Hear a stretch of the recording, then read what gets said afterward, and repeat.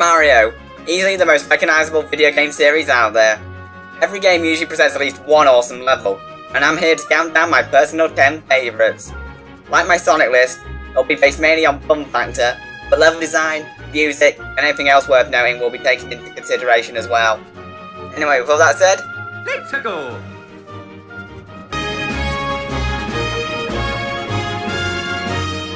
Despite all of the new 2D Mario games, I still think none of them have ever reached the standard of level design that Yoshi's Island had reached. Mainly because there's actual creativity here, with its much more varied level design that actually felt rewarding to explore. Definitely the hardest decision of the list was deciding which of the fortress levels in Yoshi's Island to put on here. I love the design and atmosphere of these levels, so it came down to deciding which one I enjoyed the most, which was ultimately Raphael the Raven's castle.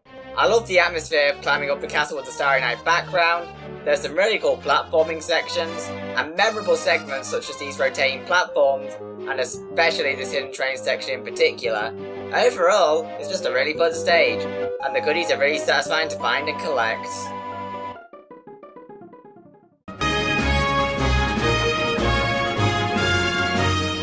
Penultimate levels in games, that being the stage for the last one, are often some of the more interesting stages that I don't think get enough credit. Can usually start a slight change in tone for the game.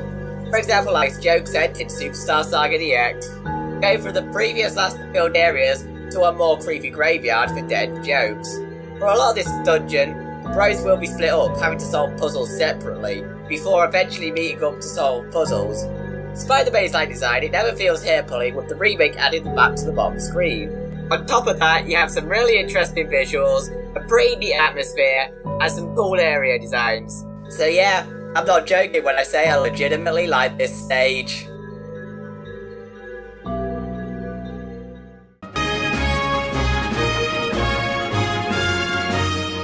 Well, here's a surprise for you.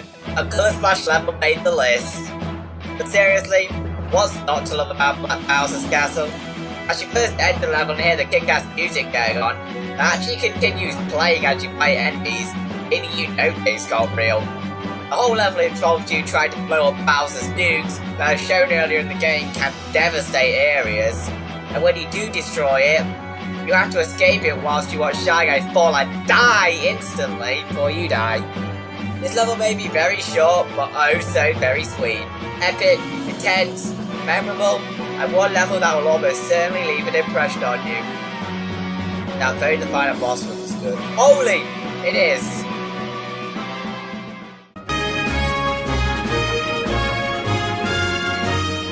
When Mario Kart 8 first came out, I never would have expected an F-Zero track to make his DLC. But it was so awesome to see New City come in. The high speeds you can get on this track are insane. I also never would have expected them to add a second F-Zero track, but they did. Big Blue is definitely the most unique track in the game. Like Mount Wario, it's split into 3 sections. The first section will have you going over boost pipes and conveyors. The second section will have you gaining speed via water slides. And the final section is pretty much more of the first section. There's a lot of speed opportunities in this track, which is only amplified in 200cc. What I love about this track is just how uniquely it is designed, as well as having cool gimmicks, a nice flow, and a really cool song. Seriously, that guy on the saxophone must be having the best damn day of his life.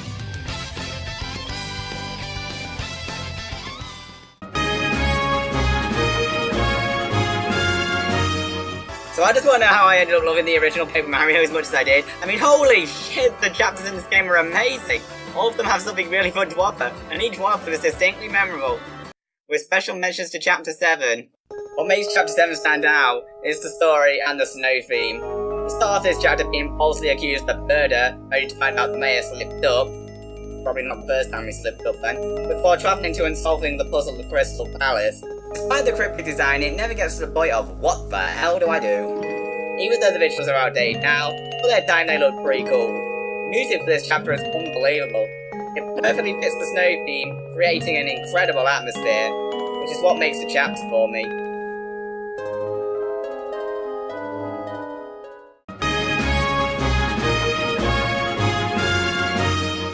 Rainbow Roads often tend to be some of the best tracks in the series. Mario Kart Wii and 8's Rainbow Roads are incredible. Then there's 7's Rainbow Road, which is just magical. Like Big Blue, it's split into multiple sections, only here is one huge lap with each section doing something different. Whether it's just a regular rainbow road, driving on the rings of a planet or the moon, or the best use of the flying mechanic that's actually best avoided due to being quicker on the ground, with each section being really fun to drive on, and unique for a rainbow road. And wow, the music! It perfectly fits the feel of, you've come this far, now win it! At that moment when the final section music hits.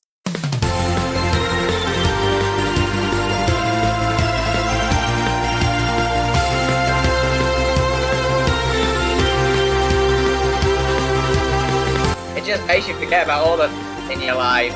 Without question, the best rainbow road to date, and my favourite Mario Kart track as a whole.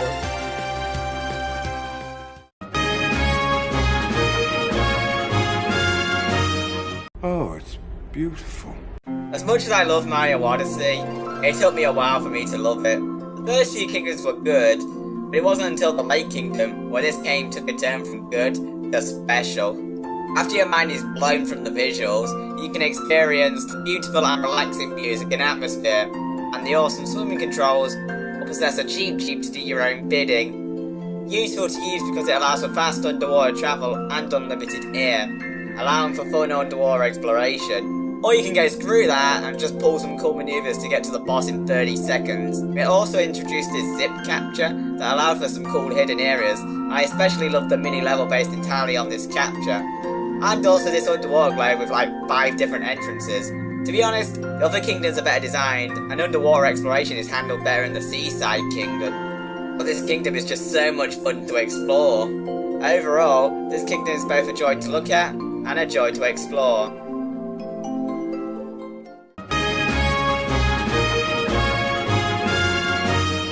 The ending level of Super Mario Galaxy 2 was incredible. Bowser's Galaxy Reactor may have hated power-ups, but this stage freaking loves them.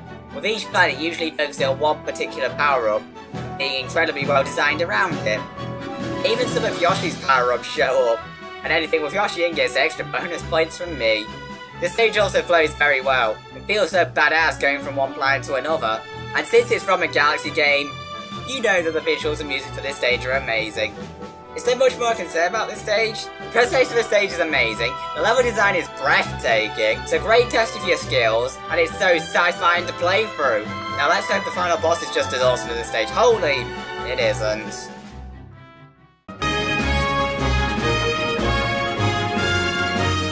One of the many things I loved about Dream Team Bros was how they took traditional themes and made them interesting. For example, taking a forest and turning it into an atmospheric masterpiece, and combining it with an ancient temple. Somnon Woods is beautiful, both in terms of visuals and design. The forest looks amazing, but you'll eventually reach the temple and damn, this is breathtaking!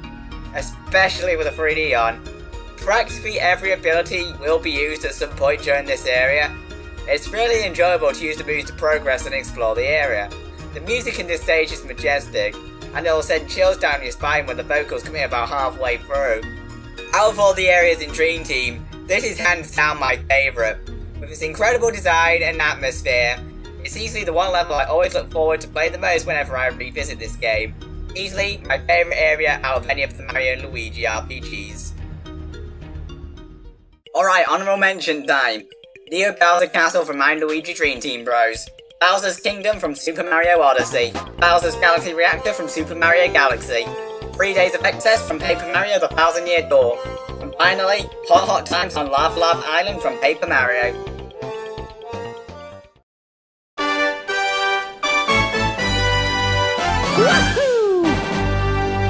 Super Paper Mario's levels were interesting, to say the least. On one hand, you could get this, but on the other hand, you could get Castle Black. Picking one level from Castle Black was virtually impossible, but ending up coming down to which level I enjoyed the most, which was ultimately 8-3. Atmospherically, it's off the charts. The whole of Castle Black has been built up since the opening. You've been exploring it a couple of times with Peach and Luigi, and the payoff is fantastic. As you make your way through the castle, dealing with the awe-inspiring music, the rumbling signaling the end of everything, you'll be dealing with some of the toughest enemies and trickiest platforming in the game. Both of the Bros' abilities are used fantastically throughout the level, with you needing to find various hidden areas as Mario and reach high areas with Luigi. with several sections requiring both to be used. To be honest though, this level isn't even close to the best design level on the list. About a third of this stage is just a linear hallway with a ton of enemies, though it is cool seeing them more like this, and another third basic puzzle solving. But the atmosphere and overall feel you get with this place is unreal. A major shout out for my favourite video game level out there. This has been Salmon Spire, thank you for watching.